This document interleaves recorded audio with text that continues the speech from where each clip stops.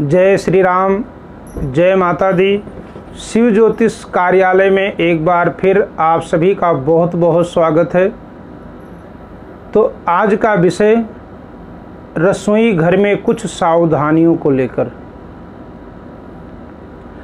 घर का एक ऐसा हिस्सा है रसोई घर कि बेडरूम के बाद अगर ज़्यादा समय घर की महिलाएं व्यतीत करती हैं तो वो है रसोई। तो रसोई में अगर कुछ चीज़ों के ऊपर ध्यान दिया जाए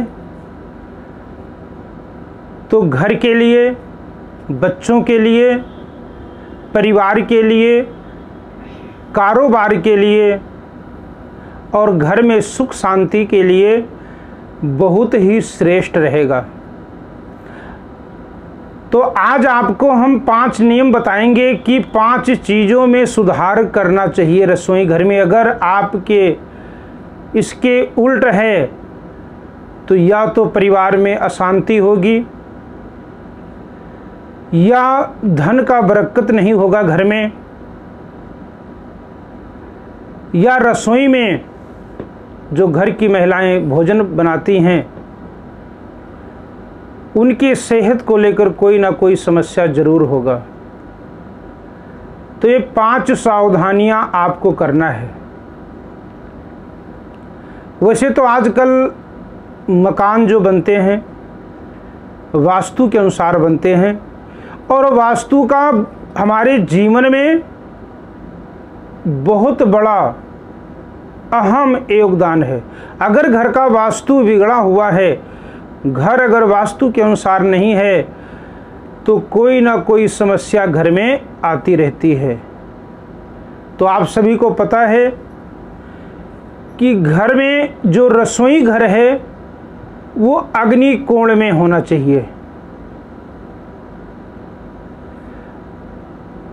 लेकिन अग्नि कोण में रसोई होते हुए रसोई के अंदर आपको क्या सावधानी रखना है ये आज आपको बताएंगे। तो सबसे पहले जो आपको सावधानी रखना है, रसोई में चाकू होता है, कोई चाकू है, छुरी है, कैंची है, आप उसे खड़े अवस्था में मत रखें। चाकू, छुरी, कैंची ये आप कभी भी भूलकर खड़ा ना रखें। ये घर में बीमारी का संकेत देता है। अब आइए दूसरे नंबर पर, दूध चूल्हे के ऊपर अगर उबलता है तो आप ध्यान रखना, मानसिक परेशानी से आपको जूझना ही पड़ेगा, क्योंकि दूध चंद्रमा का वो है।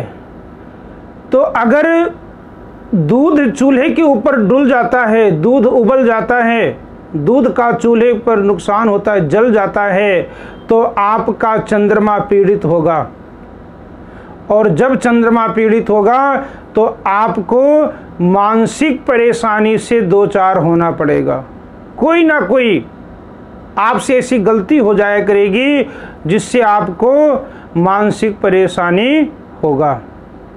तो आप इस बात का ध्यान रखें कि चूल्हे के ऊपर भूल कर भी दूध ना उबलने पाए।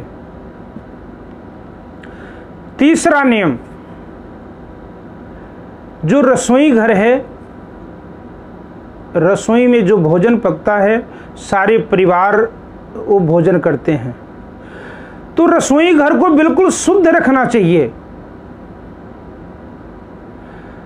रसोई घर में जूता चप्पल पहन कर ना जाएं। अगर आपकी आदत ही है कि चप्पल पहन कर जाना है तो आप रसोई के लिए एक चप्पल बना लीजिए, वही चप्पल आप रसोई में पहन कर जाएं। पहले तो आप ध्यान रखें कि आपको चप्पल पहनकर रसोई में नहीं जाना है, और अगर जाना ही पड़े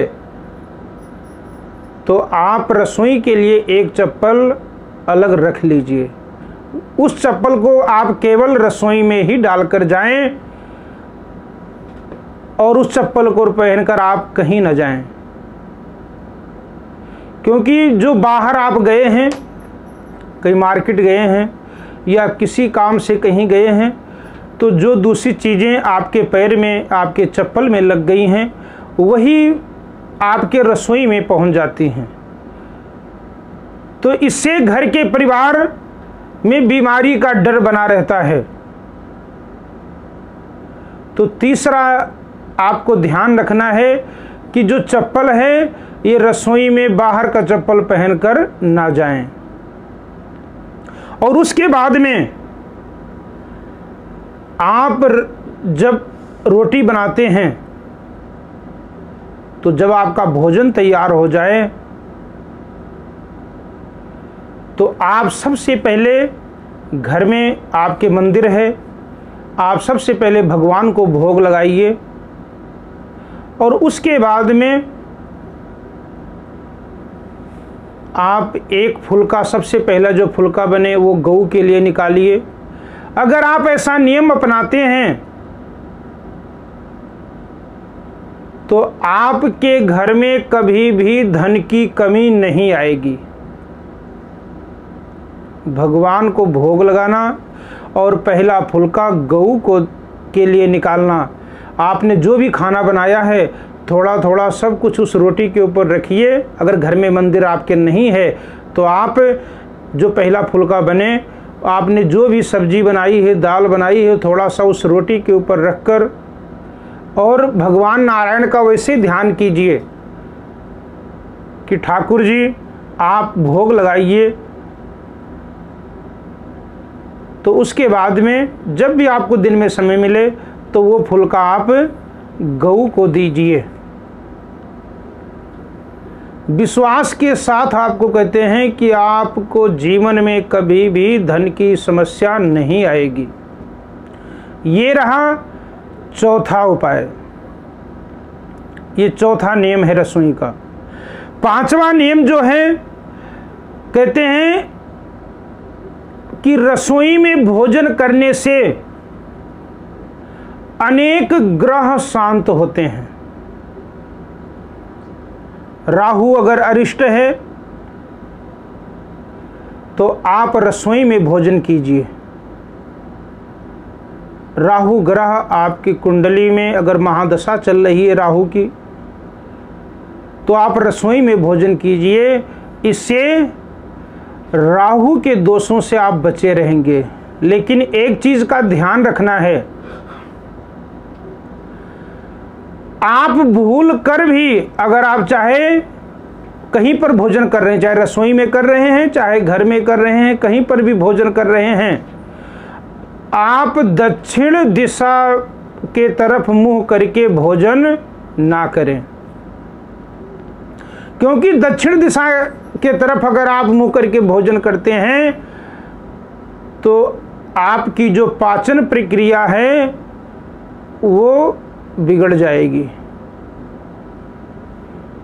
इसलिए ये पांचवा नियम है कि आप दक्षिण के तरफ बैठकर भोजन ना करें।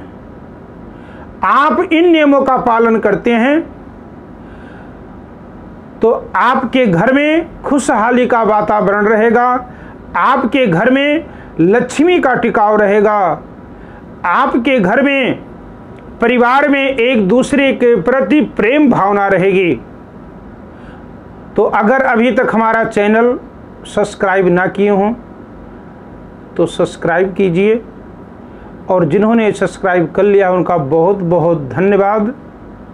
अगर आपको अच्छा लगे तो आप लाइक कीजिए, और अगर आपका कोई प्रश्न है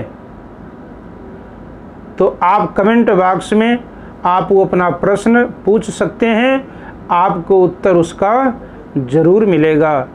जय श्री राम, जय माता दी।